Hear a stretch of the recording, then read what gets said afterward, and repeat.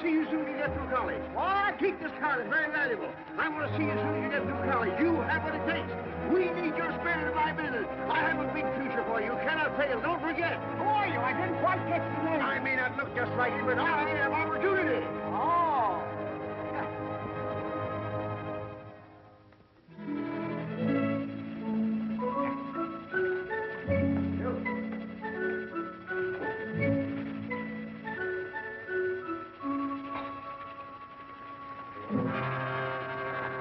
Why don't you look where you go? I beg your pardon. I'm very sorry.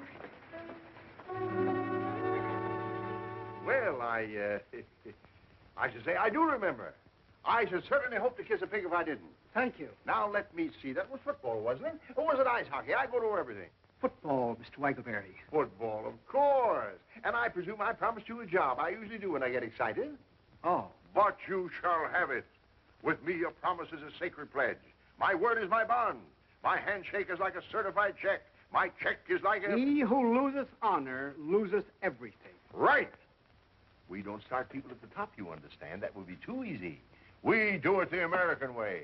We give them an opportunity to work up from the bottom. What satisfaction. What the feeling of accomplishment you will have when you are able to look back from whatever rung of the ladder your go-getiveness would have placed you upon and say, I did that. Yes, sir. Fine. You know nothing about the advertising business at all, I presume? Well, Good! Then you won't have anything to unlearn. You'll be able to start right in the basement, and your rise will be all the more spectacular. Every man is the architect of his own fortune. Excellent. I've ideas. You could almost say bursting with them. But contain them, save them. Don't squirt them all out at once. The idea department is a little congested at the moment. It always is, for that matter. There never seems to be any shortage of, but that would only depress you. I'll tell you what I'm going to do for you.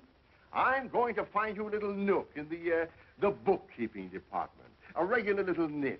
You could almost call it a cranny. The rest will depend upon you. Well, thank you very much, but these ideas... How I envy you this chance you're receiving today. My father unfortunately left me the business. Oh. Just one of those things. You have no personal fortune, I hope. Well, no, sir. Great, and probably only the clothes you stand in. Well, not exactly. I mean, this isn't my other suit. Oh, isn't it? No, sir. Well, no matter. Clothes do not make the man. On the contrary, as Shafter said to Marx, it's man who makes the clothes.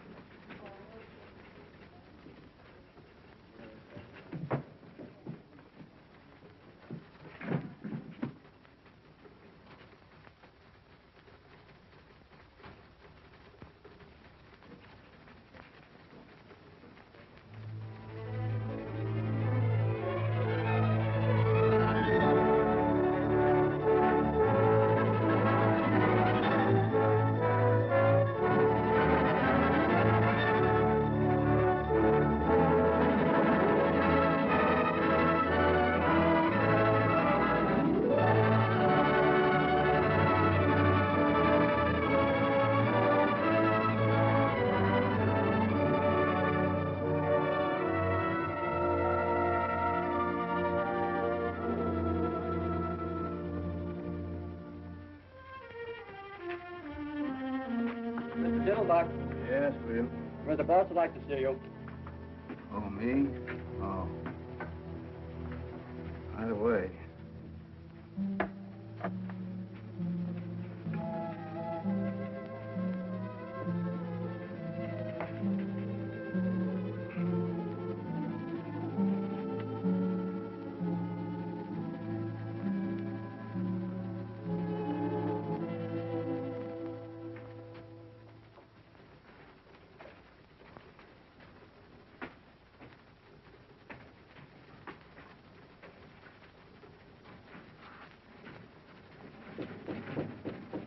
Come in.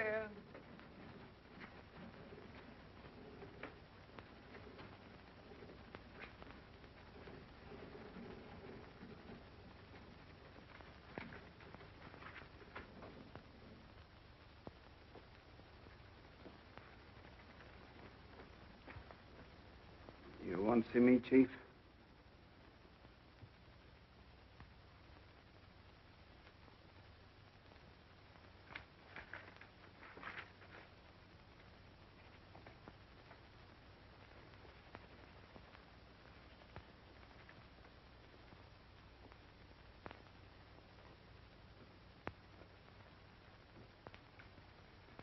Yes, I'm sorry to say I do, Harold.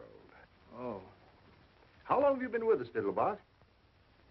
about 20 years, I guess. 22 years. Too long. Why, it seems like yesterday to me. I mean that I started here. Well, it was quite a few yesterdays ago. The earth has cooled considerably since you put on your first pair of sleeve protectors outside there. Yes, I guess it has. And so have you, Harold. So have you. I don't know exactly what you're talking about. I may be a little older, but I'm quite sure that I had great hopes for you, Diddlebock. If ever I saw a promising type of American youth, full of zing, full of zest, full of zowie, it was you. I remember that day I first saw you. The bases were full. The crowd was breathless. You strutted up to the plate, swinging 3 bats at once. What? Oh, no, it was hockey, wasn't it? Ice hockey, of course. You got the puck, and it wasn't? Well, what does it matter anyway at this point? A man is only as young as his arteries, Harold, and a firm is only as young as its employees. My father fired anyone who got to be 50. Man, woman, or child, it didn't matter to him. That was his motto, the cornerstone of his success. Personally, I found the method harsh. I do not subscribe to it. With me, a man is as young as his ideas. Yes, sir. I even participated in, or at least closed my eyes to, a small deception some of the older employees practiced when, because my father was extremely nearsighted, they dyed their hair and returned to work for us as their own sons. Blessed. Of course they are. Unfortunately for you, Harold, my own eyes are excellent. You have not only ceased to go forward, you have gone backward. You have not only stopped progressing, you have stopped thinking. You not only make the same mistakes year after year, you don't even change your apologies. You have become a bottleneck. You are the living proof of the low quality of work we demand of our employees, and a bad example to the younger employees who figure that if you can get away with it, they can too, and they don't have to be any better than you are, which is zero. What? There are no buts. I have bought you a Swiss watch, 18 carats at chimes. It is properly inscribed with gratitude and love and kisses for 20 years devoted service and so forth and so forth, and I herewith present it to you. Here is also a check for $2,946.12, which represents your savings deposited with the company. I'm surprised you haven't saved more in 20 years.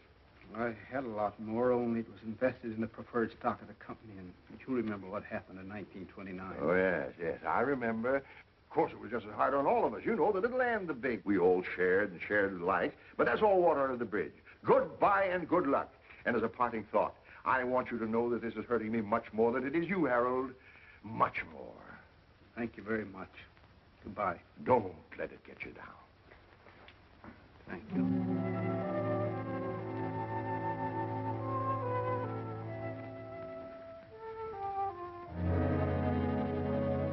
It was football. Huh? It was football I used to play.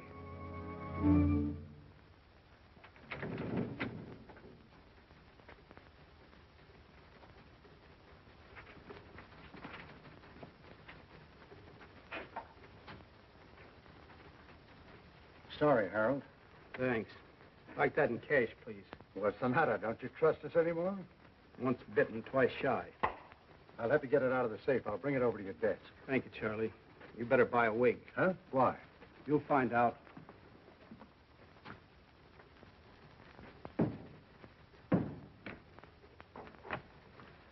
Here you are, Harold. Thanks, Charlie. Just endorse it.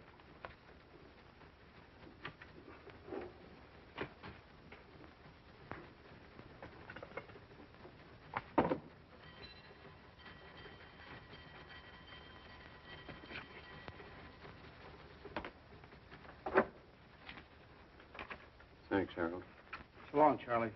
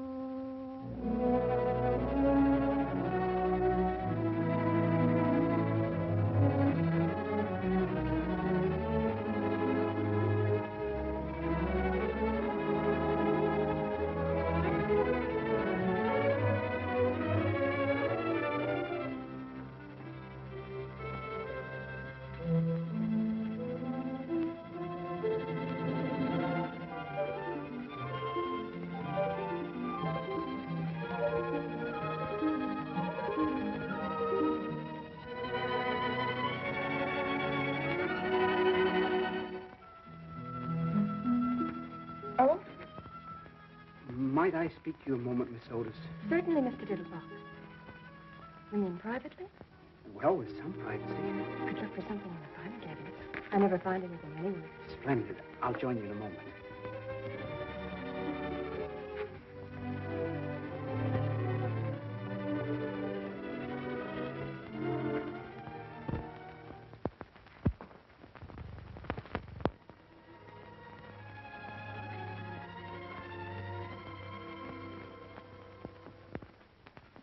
Miss Otis, Yes, Mr. Diddlebock. Miss Otis, when your eldest sister Hortense came to work here some 17 or 18 years ago, I fell in love with her. She was a lovely girl. Yes, I know. I mean that you fell in love with her. She told me. Oh, well, she swept me off my feet. My circumstances at that time did not permit even the contemplation of marriage. I know, she told me. When she very wisely stopped waiting for me and married the gentleman whose life she has since illuminated, I felt that my own life was ended, that I would never love again, that the sunshine had withdrawn permanently behind the clouds. I know. Well, I was mistaken. Of course. Because when your next eldest sister, Irma, came to work here, I fell even more deeply in love with her than I had with Hortense. I know, she told me. Hortense even got a little burned about it. Well, she needn't have, because when Irma, in her turn, got married and was replaced by your next eldest sister, Harriet, I felt that everything that had gone before was merely an appetizer. I know. She told me, too. They were getting better and better. Your mother seemed to be making them nicer every year. Thank you. I haven't come to you yet. When Harriet ran away with that headstone salesman, I was inconsolable. None of us felt very good about it. I was going to propose the very next day. She didn't know that. I had the ring in my pocket. I just made the last payment on it, the one I'd started for Hortense. You came so close. I never felt so defeated in my life. I never thought I'd smile again. So you met Margie. That's right. She was even better than the others.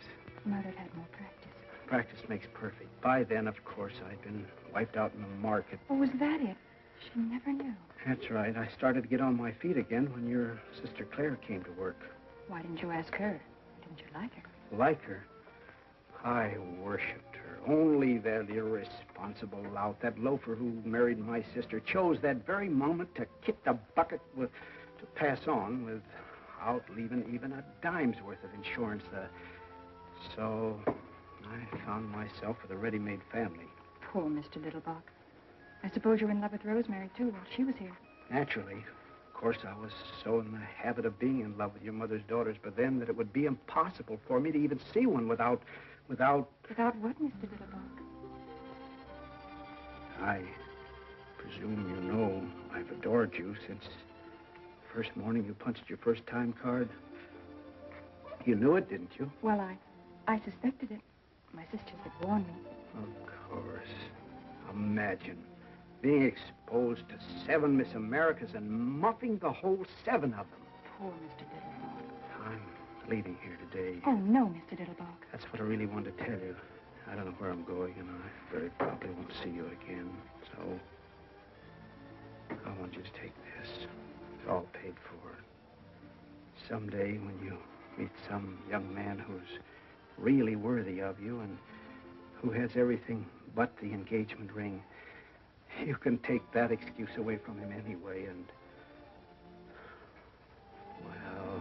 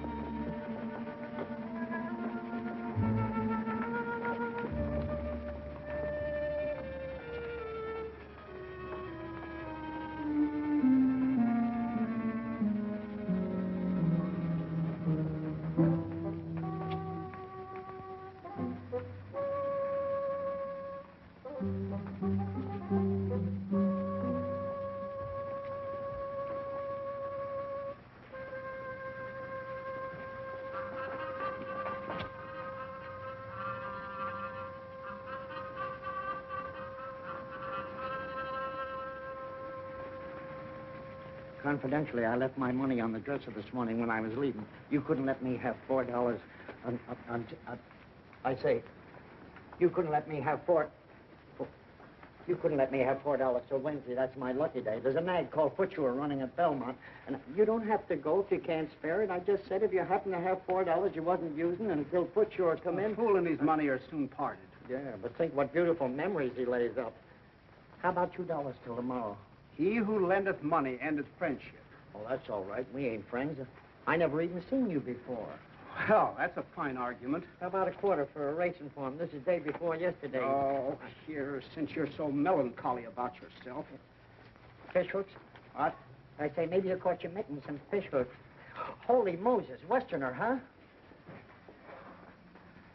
Oh, here. What's the difference? Holy mackerel, you're a right guy. You stick to me and you'll be wearing rubies. No, I'm not. It's just that I've been saving it for 20 years and I'm getting tired of it. It's what you call an impulse. Like a man works all his life in a glass factory. Well, one day he feels like picking up a hammer. You say you work in a glass factory? No, I didn't say that at all. Oh. It's just... Oh, well, you wouldn't understand. What you need is a drink. No, I never touch it. I never have. It runs in my family not to. The demon rum. I'll tell you what I'm going to do. Since you've been so generous and all with me... No, I tell you, I have never in my whole life... You're never too old to learn. You can't teach an old dog new tricks. Every dog is entitled to one bite. Now, let sleeping dogs lie. A barking dog never bites. He who sleepeth with dogs riseth with fleas. Now, wait a minute. How about a little wine for thy stomach's sake? That's from the good book. He who hesitates is lost. Lips that touch liquor shall never touch mine. Eat, drink, and be merry. The priest and the prophet have erred through strong drink. They are swallowed up of wine. They are out of the way through strong drink. They err in vision. They stumble in judgment. Isaiah 28. You got me. What kind of a drink would you suggest? Nothing too strong, of course. How deep is your trouble, brother? How did you know I was in trouble? Well, I've been around quite a lot of it. I hear you. Did you ever hear of a Texas tornado? Not till this moment. Oh, you'll be surprised and amazed. Right this way. What? Come on. Wait a minute. Oh, come on. I shouldn't be going down there. I mean, Oh, come on.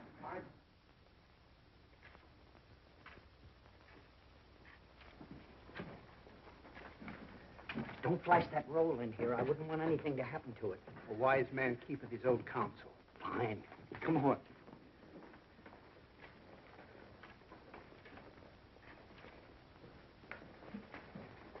Come on.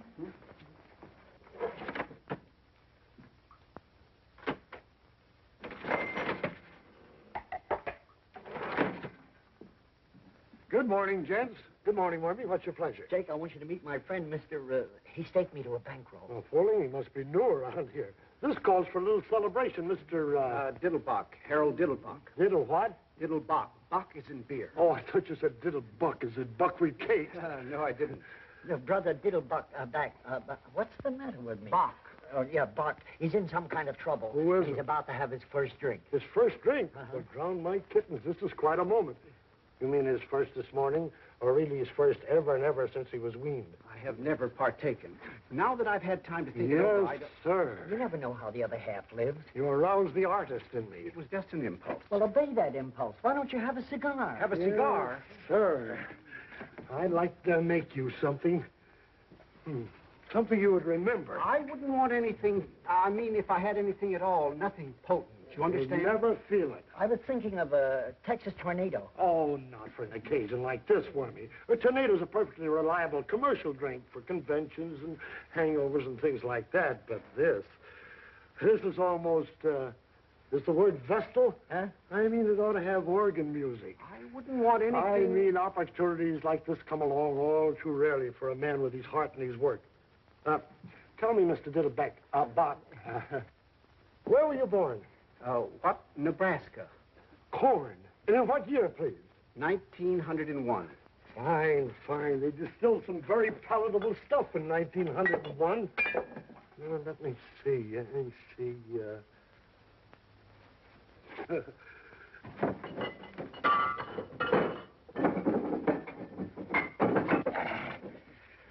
I wouldn't do this for everybody. I wouldn't want you to. Hey, you leave it to me. You just leave it to him. 1901. 1901, a sort of meeting of old friends, brothers under the stars. It ought to help your personalities to get together. Or don't you believe in astrology? I've never thought much about it. If you're making that for you me... believe in personalities? I suppose so. How about posterity? What? Posterity's just around the corner. Now, just a couple of technical questions. Would you like it frappe or flambé? How? You like ice skating or turkey spans? I used to skate a little. Frappe.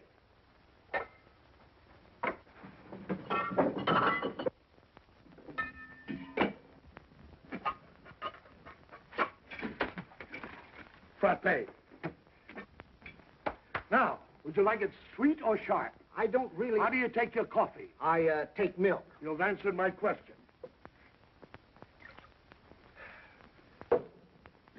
You prefer showers or sit-spans? Well, we have a shower over the tub, but there's always the danger stepping on the soap. Vodka. What? With vodka, you don't care what you step on. You can step on snakes. Now, wait a minute. Now, just relax. One final question. Do you prefer the taste of rosemary or wormwood? Who or who? Do you like Benedictine or absinthe? What? What kind of toothpaste do you use? Sozadone. I got you.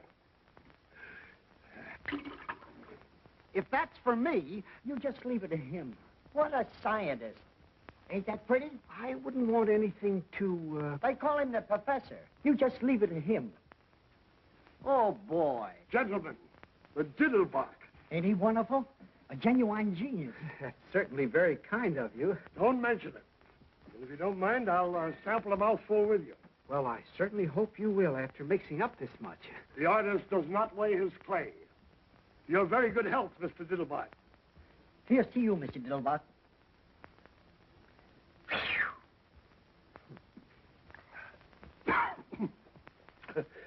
Ain't that something if I do say so myself? That's certainly very kind of you. I'm only sorry that you made so much of it. Certainly the last thing I ever expected was to have an alcoholic refreshment named after me. Very attractive aroma.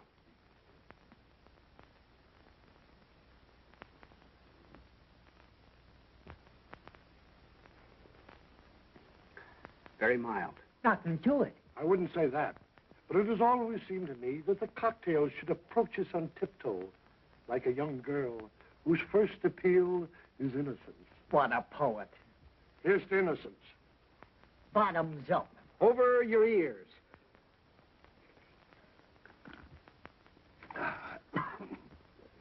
Doggone if he didn't inhale that like an expert. Welcome to the Brotherhood. Is that all there is to it? You are now a member in full standing. That's very, very pleasant. Just a little dividend. Just a drop. You'd never guess that you'd make so many different flavors in it. Like a poem. I suppose there is some alcohol in this. I will not deceive you. There is. You'd never know it. That's where the skill comes in. What a scientist. There ain't hardly another mixer in town could do you a thing like that. Oh, boy.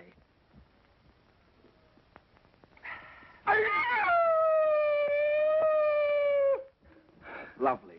Just like velvet. What was that yelling? Did you hear something just then? To innocence, and still more innocence. What is... Asked if I were you, just beginning and all. It ain't as if anyone ever drank a Diddlebock before. You can't tell what it'll do to you. This lemonade. Shake up another batch of it. Shake up a bucket of it. Oh, wait a minute. What are you talking about? What are you looking at? Who, me? Nothing. Hurry it up. What is that yelling I keep hearing? Say, is somebody strangling a horse around here? You know, I thought I heard something. Everything's under control, Mike. It was like a sneeze, and yet it wasn't like a sneeze. It was more like, what's the matter? Won't you have a little drink while you're here? No, thanks. Not while I'm on duty. The Diddlebock isn't really a drink. What? It's just a little thing I invented in Brother Diddlebock's honor. It's more like a fruit cup, really. A fruit cup with sex appeal. Thanks, just the same. Thank you. Very fine fellow. One of the finest.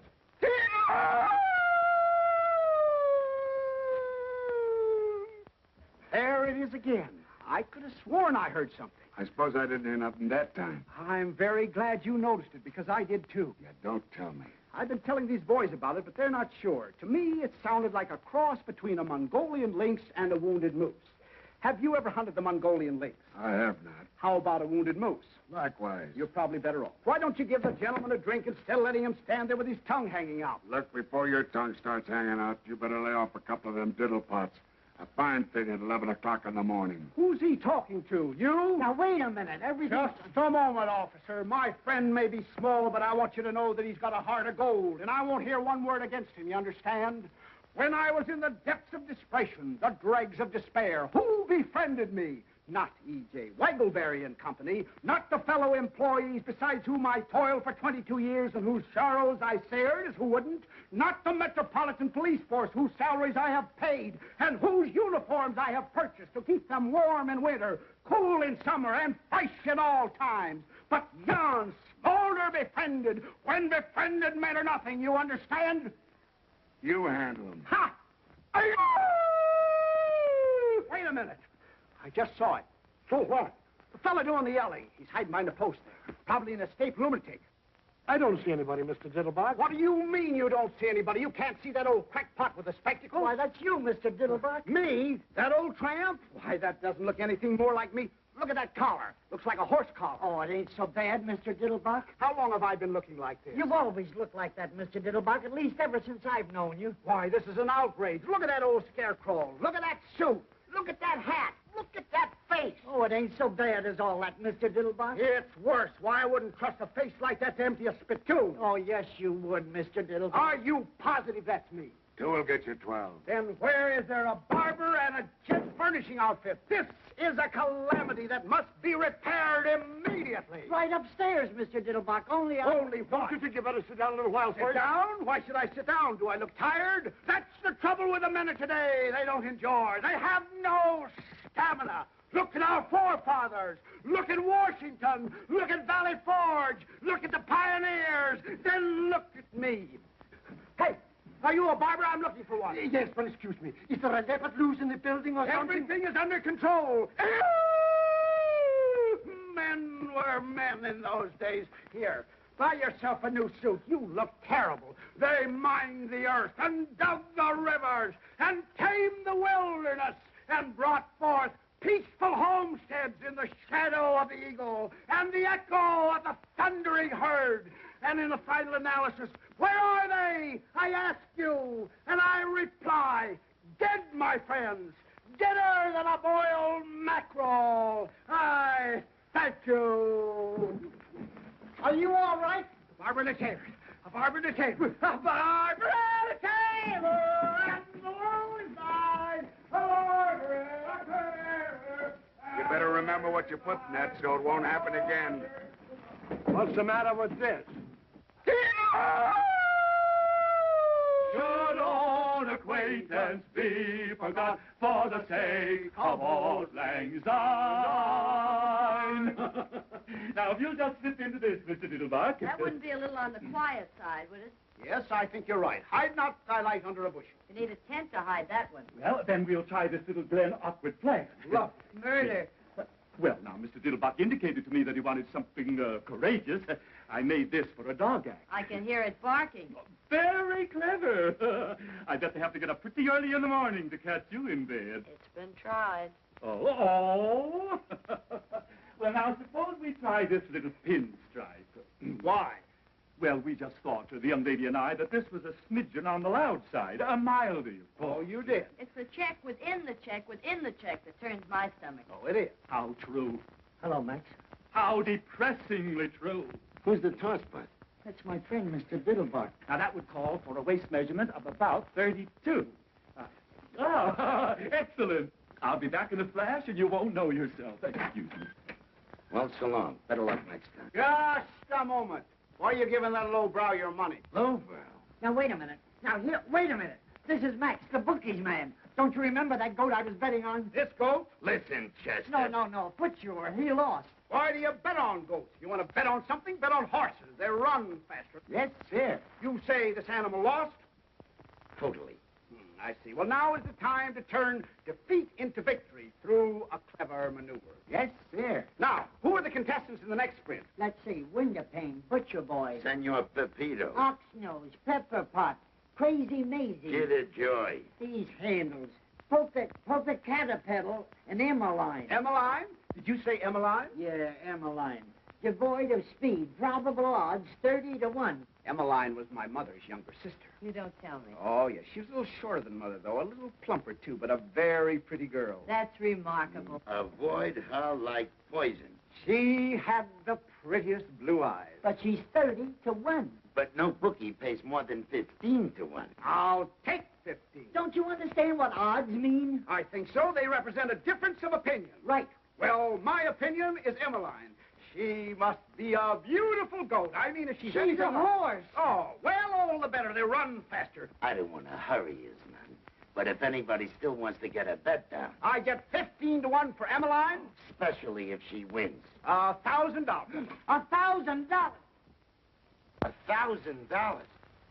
You mean on the nose? Wherever you put it. Now, wait a minute. Take it easy, will you? Don't get excited. It's nothing but a symbol that costs practically nothing to print. There is no shortage of it at any time. Don't do that, Mr. Diddlebock. You have to take chances in this life. Will you take a grand on Emmeline? Almost don't have to take those kind of chances. 15 to 1. Don't do that, Mr. What do you mean, am I Diddlebock. playing? Nonsense. You didn't know Aunt Emmeline. I got the dough right here in my mitt.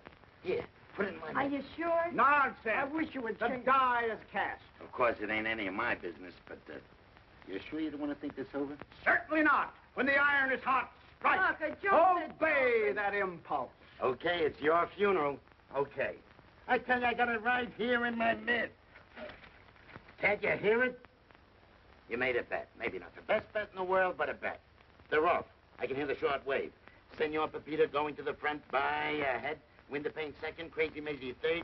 Butcher Boy fourth. And the Popo Caterpillar. Let me hear that. $1,000. Keep quiet. Let me hear that, will you, please? Around the chain. It's Pepito in front by 3/4 of a length. Windowpane a second by ahead. Crazy Maisie third by ahead. At the quarter, it's Windowpane by ahead. And here we are, Mr. Diddlebock.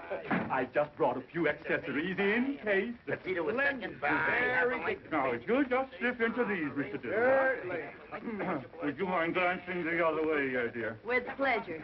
Oh. With your permission, Mr. Diddlebock. Butcher Boy got through on the inside and is going to the... Crazy Maisie fronted. She's swerving the Butcher Boy on the rail. Like the skin on the feet. Thank you. All this noise. Possibly a Windowpane change is of third shirt, by... Mr. Diddlebock? This one. By all means. Now, if you just slip your coat off, Mr. Diddlebock. Windowpane got through on the outside, but...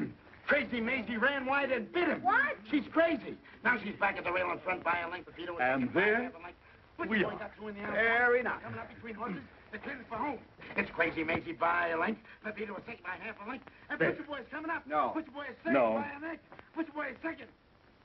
Crazy Maisie ran no. wide again. And... No. What? Here comes Emmeline. They're coming up between... They're coming down the line. Head in head. It's Kills Crazy the suit. Butcher Boy, They head kill in each head. other. Here comes Emmeline. It's a driving finish. Their noses apart. They're going across the line. They're finished now, and it's Emmeline. By a neck. Butcher Boy is second by half a length. And Crazy Maisie is straight in front of that. Caterpillar and Is me. Emmeline. Emmeline wins. Hot dog.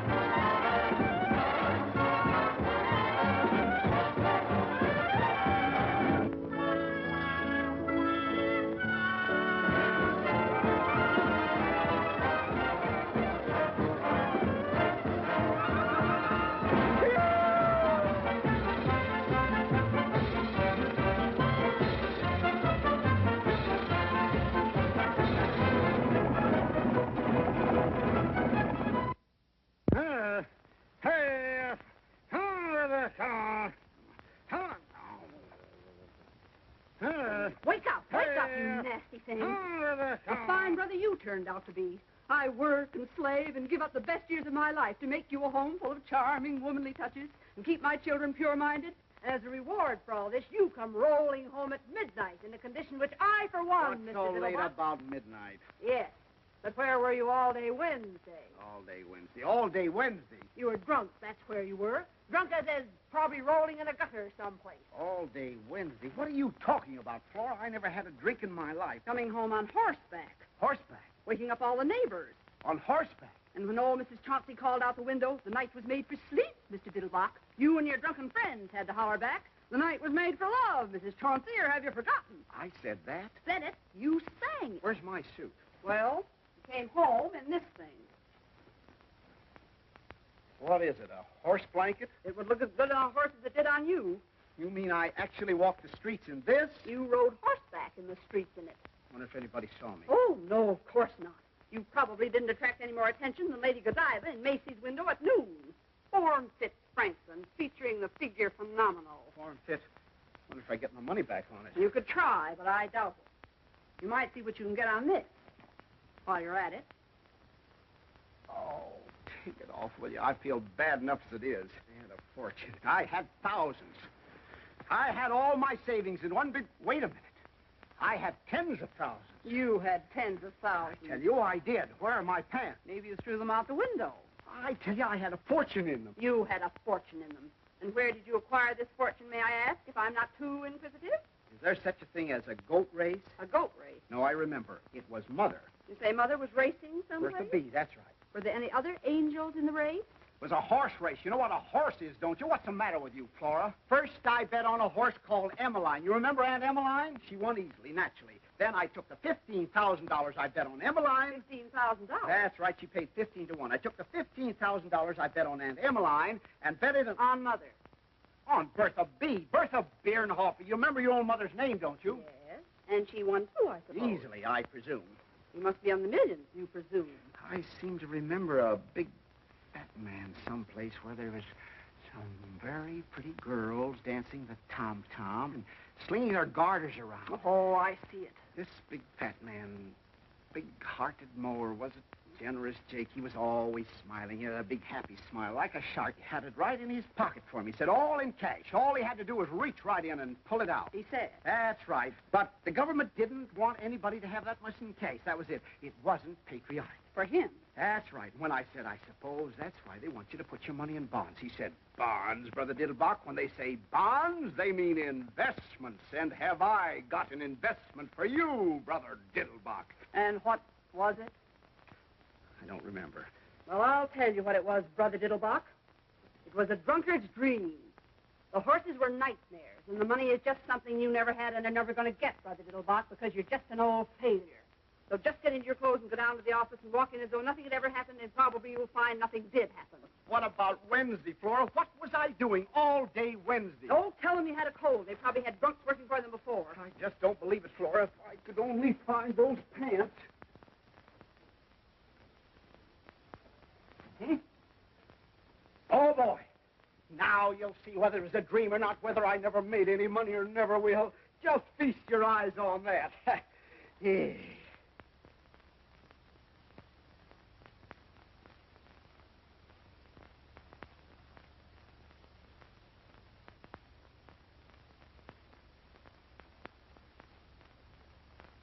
Well, that's certainly funny.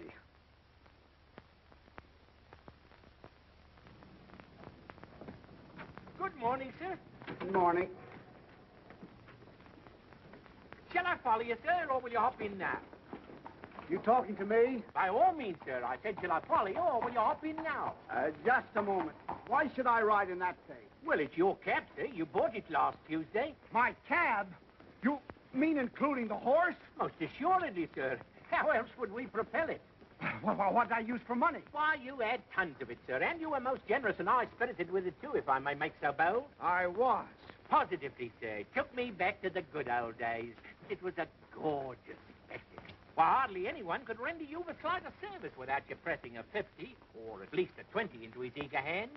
I almost thought once or twice you overdid it, sir. Excuse me, you didn't happen to notice what I did with any of that money, did you? Or even some of it? Oh, you were most free with it, sir. The women were at your feet, sir, if I may make so bold. They were. Prostrate, sir, absolutely horizontal.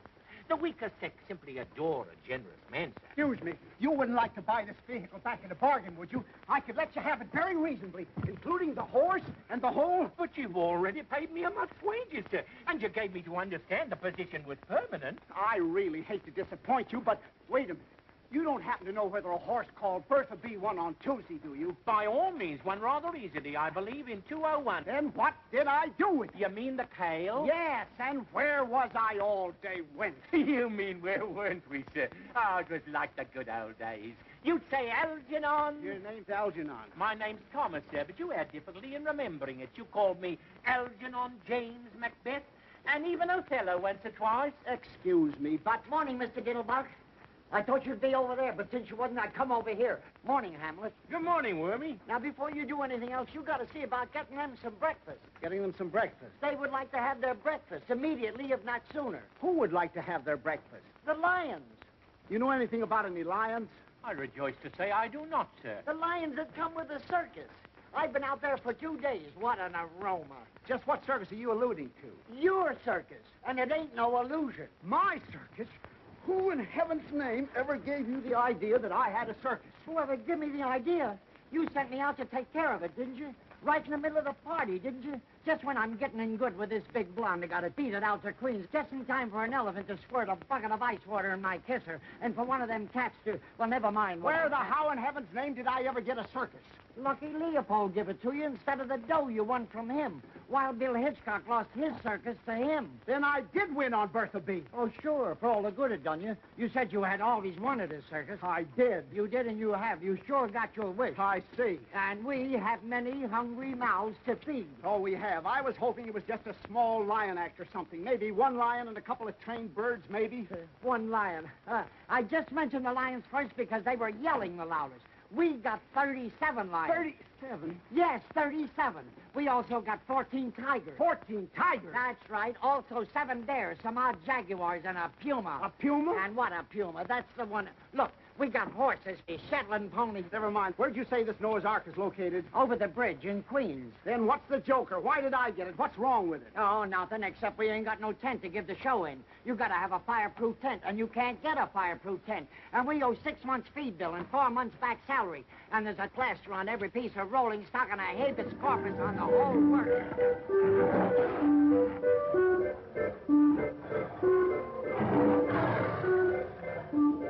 Now, how would you feel about repossessing your circus at a fraction of its original cost? I'd like to be 9,000 miles away from it, home in the arms of my mother.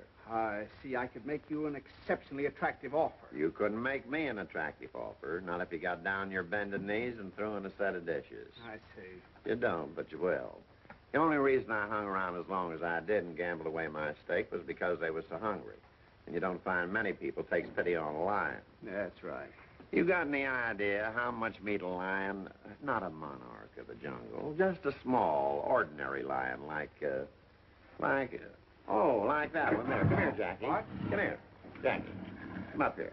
You got any idea how much a lion eats per day? I haven't the slightest idea. 21 pounds per day. Quite a pet. Yes, like a kitten. Of course, he don't get any choice cuts. Just ordinary meat, but then they don't exactly give it away either. What you mean? Now, you multiply 21 pounds per day by 37 lions, 14 tigers, and 9 jaguars. And a puma. And a puma. Then you multiply that by 30 days, September, April, May, and November. June. Yeah, whatever it is. But all the rest have 31, and that means one more big meal. Except February alone, and they only eat 28 times. I see. Did you ever try selling them to a big circus, Ringling Brothers? Did you ever try selling pills to Carter? Go on, wait, Jackie. Yes, how about offering some of them to the zoo? Well, they offered me some of theirs. You did, huh? Yes. Well, a circus must be really quite a white elephant. I'm glad you brought that up. Have you got any idea how much an elephant eats in, say a week? Hot or cold, rain or shine, 52 weeks a year regularly? I haven't the slightest idea. Well, not counting the peanuts, or the 150 pounds of bran, or the 200 pounds of oats, or the 50 gallons of pure spring water they drink to wash it down with, can your mind envision a ton of hay? A ton? A haystack. Of hay? Alfalfa. Why, that's impossible. It would die of indigestion. Nothing can eat a ton of hay. An elephant can with ease. Now, let me tell you about the hippopotamus. The hippopotamus does not, as you might suppose, live on a diet of water. Oh, hello, Guslav. Hippopotamus is all very nice, but where's the fish? Fish? Who wants Mr. fish? This Diddlebock. isn't Friday. There's a few characters out here would like to have a little word with you. Just a moment. We will speak for ourselves, if it's all the same to you, my small friend. You, sir. This is indeed a great pleasure. Mr. Diddleback, isn't it? The pleasure's all mine, sir, madam. Ethically and morally, we are not responsible for the acts of our predecessors, but sometimes, technically, we are. And now, if you'll come this way and present your statements, one at a time. This one, and now another, and now another. Have you any more?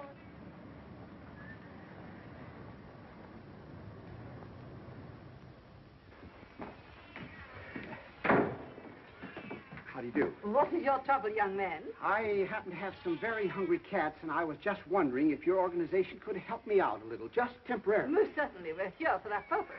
It wouldn't matter about the size of the cat? Not a particle. We mother all cats. That was the desire of our dear benefactor. Very handsome man. Well, that's certainly a relief. Now, have you one or plural cats? Plural. Excellent. And the number, please? 61, if you want to count that puke. I beg your pardon?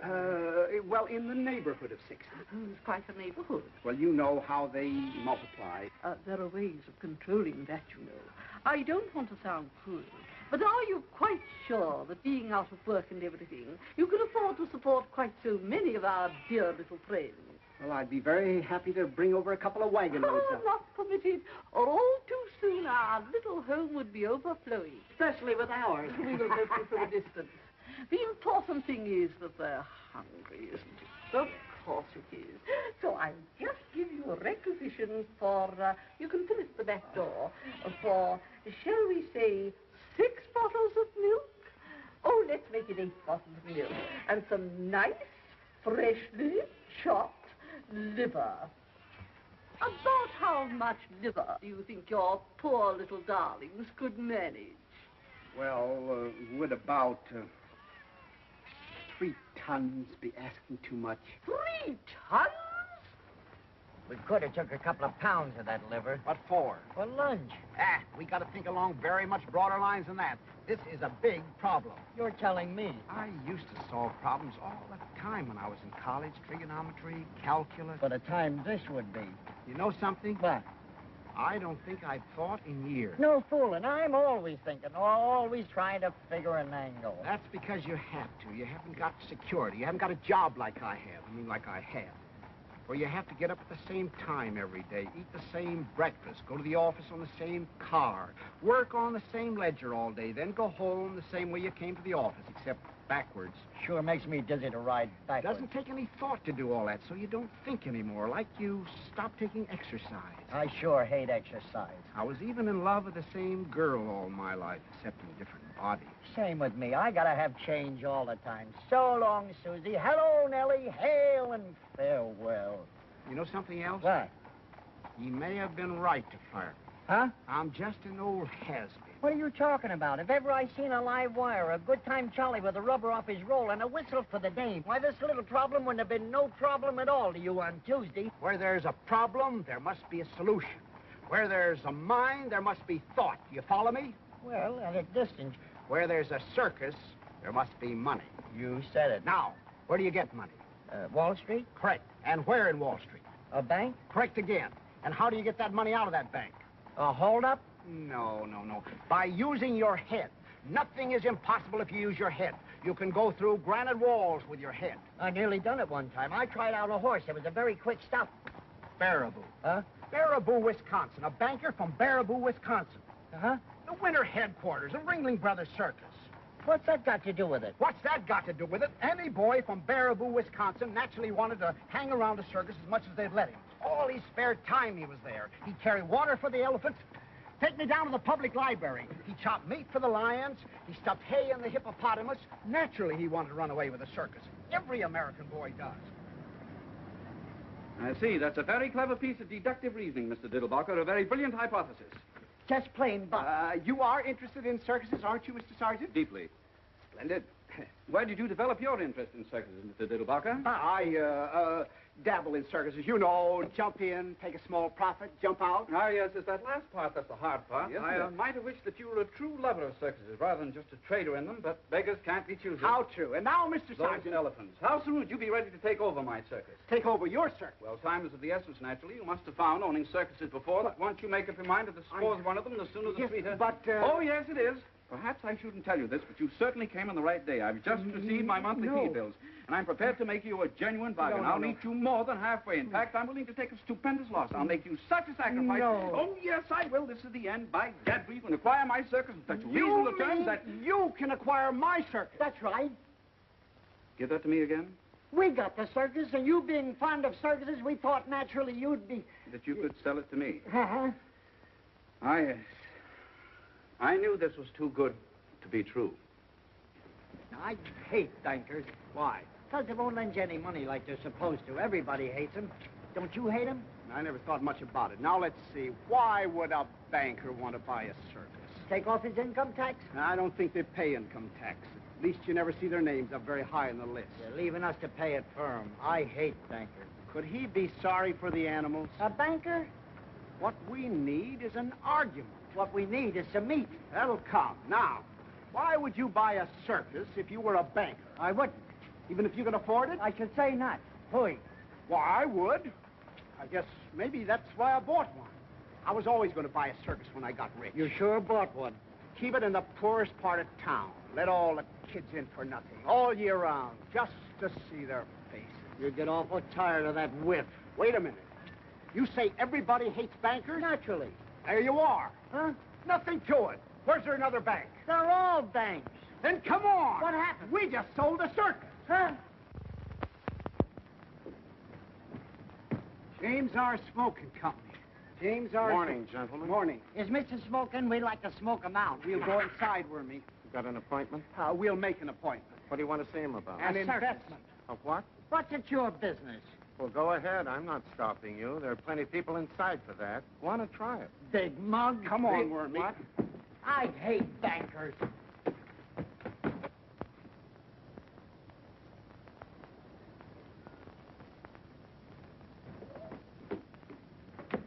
Well?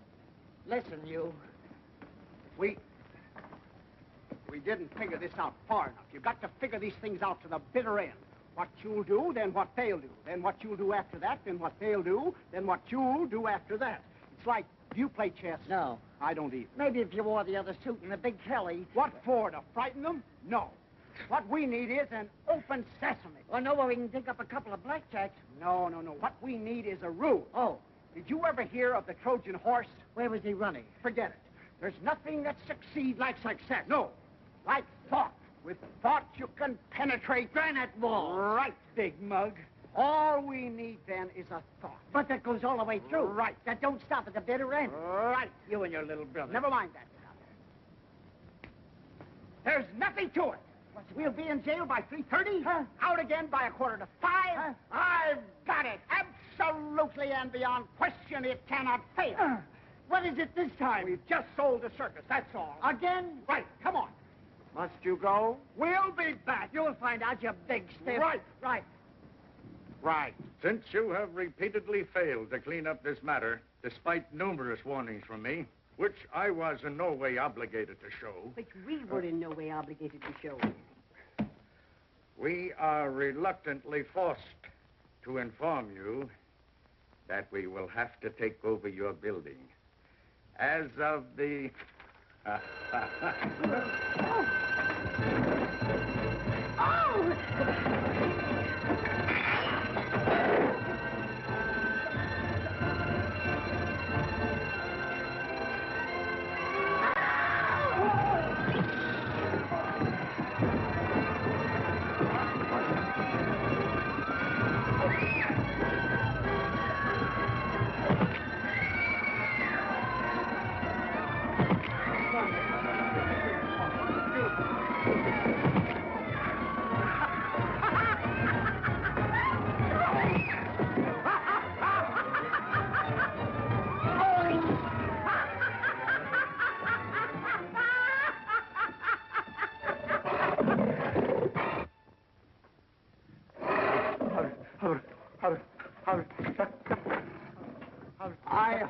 not intruding.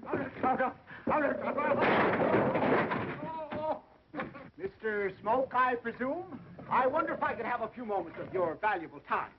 Mr. Smoke. Where are you, Mr. Smoke? Now, wait a minute, Jackie.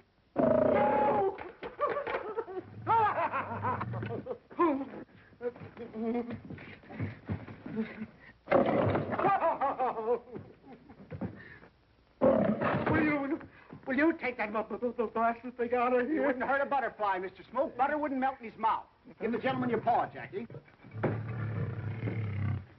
Here, give Mr. Smoke a drink. It's nothing. It's called the Diddlebock. I have only a few moments before the police reserves arrive, so I will be extremely brief. As you know, Mr. Smoke, you are loathed by everyone. Why? Because you are a banker. I am here to repopularize you overnight through the medium of the James R. Smoke year-round free circus for children. Adults, 55 cents. Remember that the richest man in the world spent millions to become popular. I will make you popular overnight and for nothing. Yes. There's only one circus in the world for sale. Why, Jackie? I have it. The James R. Smoke year-round free circus for children. Adults, 55 cents. The price is $30,000. I will leave you with that thought. My name is Diddlebock. You can locate me through the papers. Good day.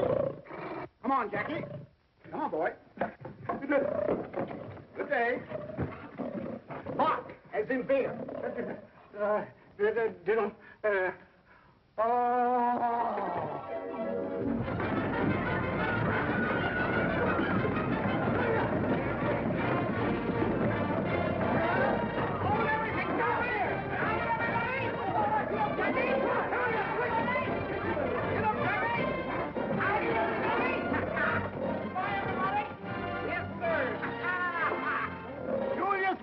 Year-round free circus for children. Remember those words. Adults, 55 cents. As you know, Mr. Margoff, you are abominated by everybody. And my plan is to make Here, have a drink. It's nothing. Stand back, Mr. Wild Animal. Stand back,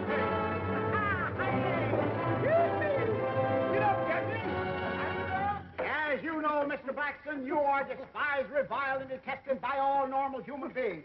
My plan is to undo this great wrong through the medium of the Jeremiah T. Blackson year-round free circus for poor children. Adults, 55 cents. Drop that gun. Here, have a drink.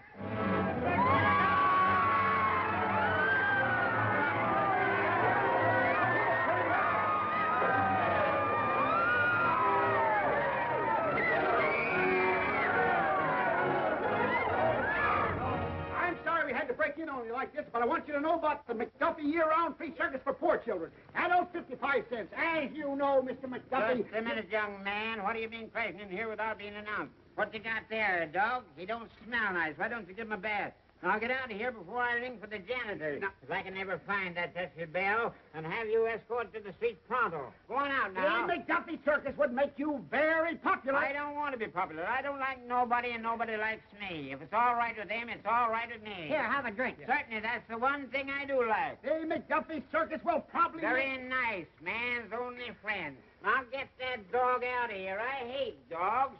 Shoo, Rover. Go on, get out. Get out. Now, where are you?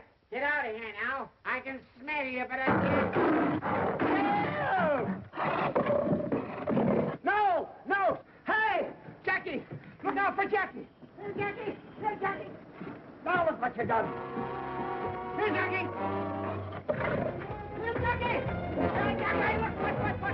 Here, Jackie! Here, Jackie! No!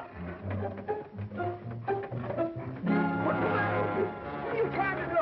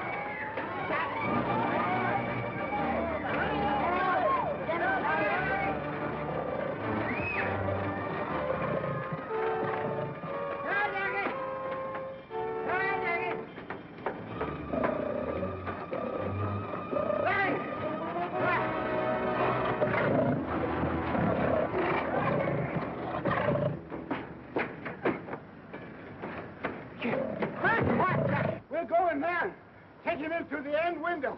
All right. Stay back, boy. No! It's locked. Try the other one. All right. No, Jackie. Show us this one. Try this one over here. Here. Keep right in there, boy. Quiet now. Stay right. It's locked, too. Huh? I'll try the other one. Right. Right. Back there. Be quiet, boy. Ah! Mr. Diddlebock! No! Hand! Do something. Here. Keep back, boy. Come over. Give me your hand now. Look out. Careful. Hey! No. Please, wait. Come up. Get a hold of my head. Look out. Look out. What are you doing? Hey! No. What's the matter with you? It's enough. Stay back, Jackie. Now I dropped my glasses. Oh, all right. I'll buy you another pair. They was only from the dime store, but it took me 3 weeks to pick them up.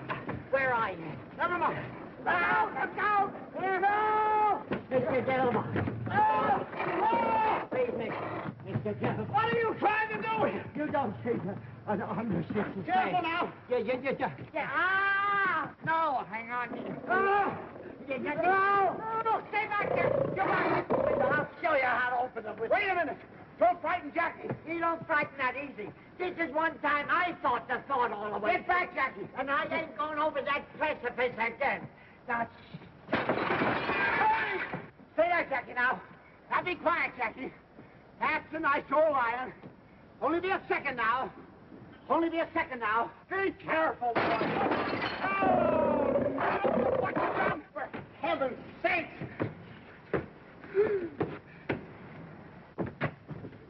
Be careful, Jackie. Please, stay back there now. Stay still. What's the matter with you? Be careful. I want to cut your arm off. I thought I told you not to make any noise. how can you throw a telephone through a plate glass window without making any noise? You threw it through 2 plate glass windows. Oh. What a mess. Can you see him? There's a good old Jackie. There's a good boy. Oh, see there? There's a good old Jackie. There's a boy. Just let me get you. Have you got a hold of me? Right by that coat. Hang on now. I get a change. I got you. Right, Jackie. Get your tail out of the way now. Hang on. Now, miss. Easy now. No. Hang on to it, Mr. Diddlebock. No. Get back. Quiet. Jackie. I almost... Get me in the finest.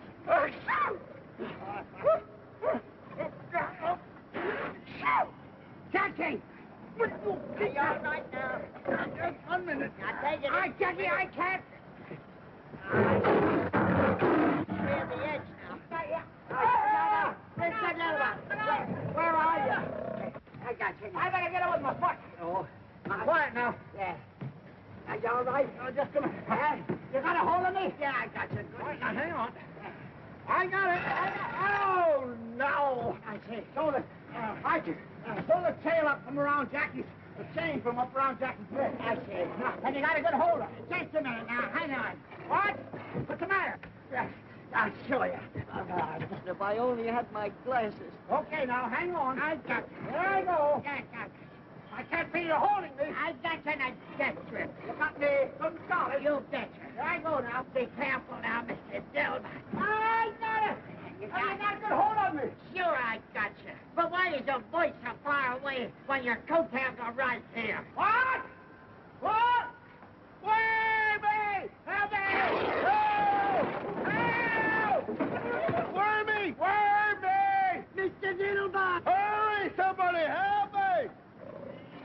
No, Jackie! Give me your hand! Give me your hand! Where is your hand? Hurry, Mr. Diddlebock! Oh, here I am, way over here now. Over where? Jack, I'm trying. No, do something, Wormy! Do something way over here, Wormy! No, Jackie! No! Hurry up, Bill! Oh! Mr. Diddlebock! Mr. Diddlebock! Hurry up, Wormy! Oh! Have you got him? Come on, boy! Have you got him, Bill? Can you reach me? I'll get something. Where are you? This thing, I can get a hold of it. There it goes, not everything. Ah! Everything that's in your... Mr. Diddlebock! Hold on a minute. Come on, here I come. Come on,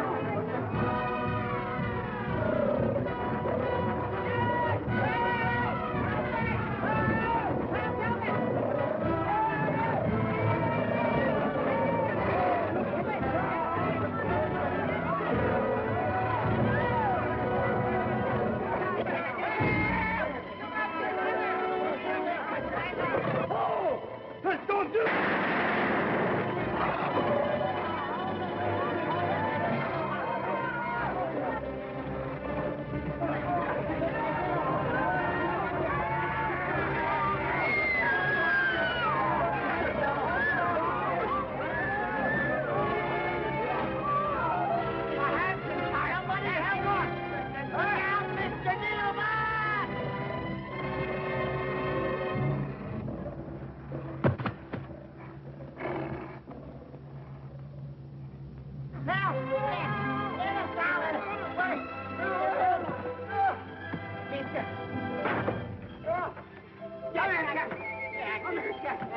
Oh, that boy, Good old Jack. Yeah, good old Jack. Was it part of the plan? No, there was something added. Oh, boy, am I glad something added. Oh, boy. Are you sure he's all right, Wormy? Are you all right? Are you all right? Good.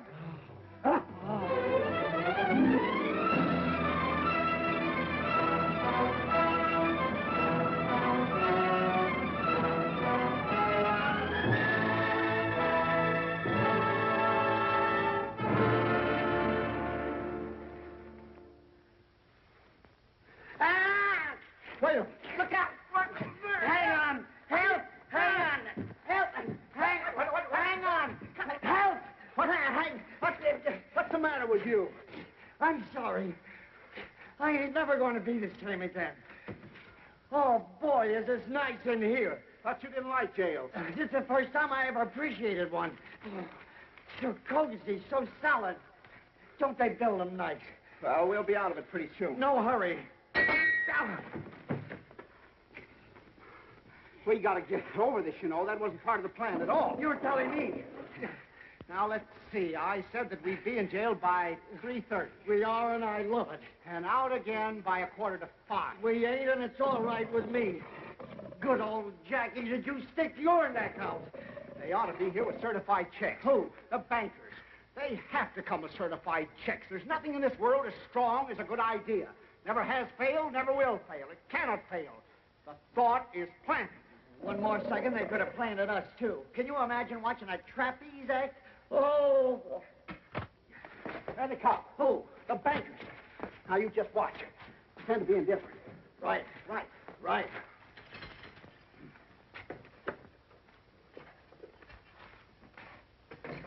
Young lady bailed you out. A young lady. The banker's secretary. He sent her over. Come on.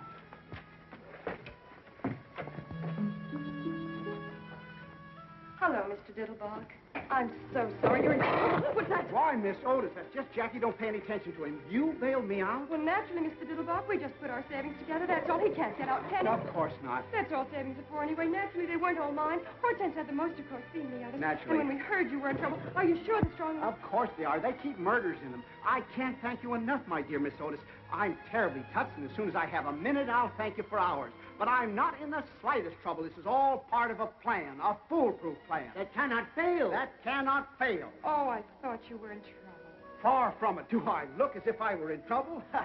Now, you didn't happen to see any bankers downstairs on your way up here, did you? No, I didn't, Mr. Diddlebock. Only a colored man. What was he doing? Mopping the floor, except the sergeant. They've had plenty of time to get here. At least one of them should have come to steal a march on the others. They must know where I am. The paper says exactly. The Battery Park Police Station. You didn't have any trouble finding me, did you? I didn't see the papers, Mr. Diddlebock. Your coachman came and got me.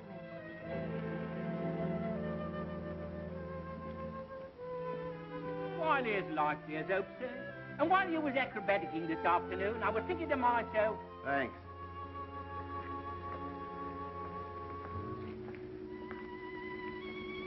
I'm awfully sorry, Mr. Diddlebock. I don't know exactly what you're disappointed about, but maybe you could get arrested some other time if that's what you're trying to do. Well, that's that. But I just can't understand it. Come on, Wormy. We'll take Miss Otis home anyway. It's about all we have to offer. And we'll come back and get Jack in. I'd be glad to go back in jail, Miss Otis, if it would get you your savings back. Don't talk nonsense, Mr. Diddlebock. Don't be depressed. The day is always darkest. I know, just before the cyclone. Say, what's the Battery Park Police Station doing on Canal Street? The Battery Park Police Station, too? Yes, that's where the paper said I was. Oh, they couldn't take you in. There wasn't room. Some roisterers of some kind got in ahead of you. Or they didn't like lions or something. Then where is the Battery Park Police Station? Why, in Battery Park, sir, naturally. And what are you waiting for? Get in. You see what I told you? Hot dog, let's go! Let's go!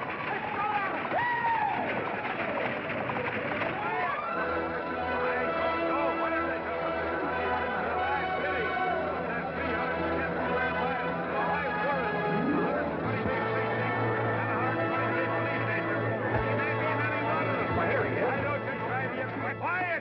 Did anybody see any bankers around here? I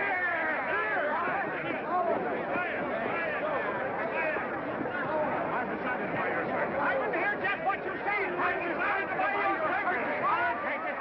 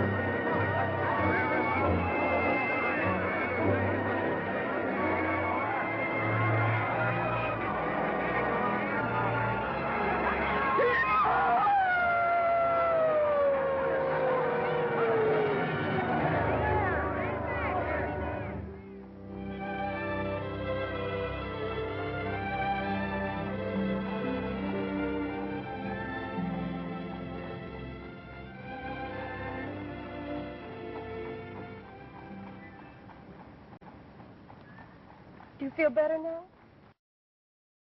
Air would do you good. It's very kind of you. Oh, yes, this is my cab, isn't it? What a day. Say, was I hanging off a line from a building, or did I have a nightmare? I'm afraid you did, Mr. Diddlebock. I mean, hang off the building. But I really wish you wouldn't anymore now that it isn't necessary. You wish I wouldn't. I mean, now that you're a member of the firm and everything. What firm is that? Why, Waggleberry and Company, where you always work. You say I'm a... But of course you are. Mr. Waggleberry said that Sergeant's free circus idea was the best advertising idea he'd heard of since Brody jumped off the bridge. And then when you got the accountant on. You say Sergeant bought the circus? Oh, no, he already had a circus of his own. Ringling Brothers, Barnum and Bailey bought your circus. Ringling Brothers, Barnum and Bailey? You mean for money? He certainly didn't buy it for peanuts. But I thought that there were some bankers. Weren't there some bankers who wanted it or something? Oh, yes, but they didn't want it as much as Ringling Brothers, Barnum and Bailey wanted it. They just wanted it for the free circus idea, which Mr. Sargent already had, which made you a member of the firm. But Ringling Brothers, Barnum and Bailey really wanted it. The bankers never got any higher than $150,000. $150,000? That's right. But when Ringling Brothers don't like something, they really don't like it. They don't like... They don't like free circuses. $175,000 worth they don't like them. Here's your check. $175,000. I'm so happy for you, Mr. Diddlebock. I mean, so much happening in such a short time. I'm very proud of you, too. You must be terribly intelligent. I beg your pardon, Mr. Diddlebock? $175,000. That's right. You see, it's written... Oh. It's written twice. Oh, you're wearing it, the engagement ring. I remember now, $175,000. How beautiful it looks on your little hand. I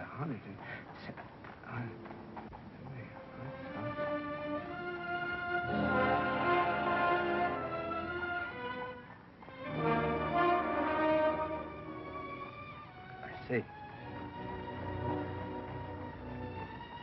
What's the matter, Mr. Diddlebock? This ought to be the happiest day of my life. The unexpected job, the unexpected money, But it isn't. Funny, isn't it? I'm not quite sure I understand, Mr. Diddlebock. What's so difficult to understand about it? I just said that I'm very happy for you. If I didn't say it, I meant it. I've just made a killing in circuses. I am, you tell me, a member of a large advertising firm, and I don't know how much per year, if ever I could afford to support it's now, and once again, I've just lost one of the little girls in the world. The last one. I am naturally delighted. Excuse me for even thinking like this. Now, if you tell me where you live, I'll take you home. You mean you don't remember, Mr. Diddlebock? Remember what? What is there for me to remember? What I want to do is to learn how to forget. Remember that you're married? Remember that I married you. How's that again? I said, don't you remember marrying me, Mr. Diddlebock? Marrying you, Mr. Diddlebock? How could I possibly remember marrying you, Mr. Diddlebock? In the first place, your name isn't Mr. Diddlebock. In the second place... You mean you don't remember coming out to Flatbush in the middle of the night with a full orchestra? Flatbush? And waking up the whole neighborhood while you told Mother it was about time you did something about one of her daughters, and then wrapping me in a long velvet cloak that turned out afterwards to be a window curtain, and then galloping all the way back to New Jersey. I'll bet you Ellen... Are you sure of your facts, Miss Otis? Am I sure? Really, Mr. Diddlebock? This is terrible, Miss Otis. I'll never forgive myself if I live to be. I mean, difference in our age alone is this. I mean to say not that I don't worship the very ground you walk on, but I mean looking at us together. I must have been out of my mind. I was out of my mind. Why didn't you resist me, Miss Otis? Because you were irresistible. Irresistible, irresistible. My grandmother's poodle, I mean to say. Look at me. I'm looking at you, Mr. What do you see? My husband. Your husband, piffle, bunk, sentimental drip-crap. Fortunately, there's still time to rectify this nonsense, this miscarriage of a... We'll have it a no for you. I don't think that would be practical, Mr. Diddlebock. All right. Then you can go to Reno or any place else that you like. At least I can afford it now. What do you mean it wouldn't be practical? I'll always be glad to look after you as generously and as well as I know how. Anything that I have is yours, Miss Otis. Everything I have is yours, Mr. Diddlebock. And I'll tell you something else, Mr. Diddlebock. I'm not going to Reno or any place else because you see, Mr. Diddlebock, it took you so long to make up your mind and join our family that now that we have you, we don't think we'd better ever let you go. But, my dear Miss. And I'll tell you something else, Mr. Diddlebock, that you also haven't bothered to ask me. I love you, Mr. Diddlebock. My dear Miss Otis, my dear child. Oh, my dear.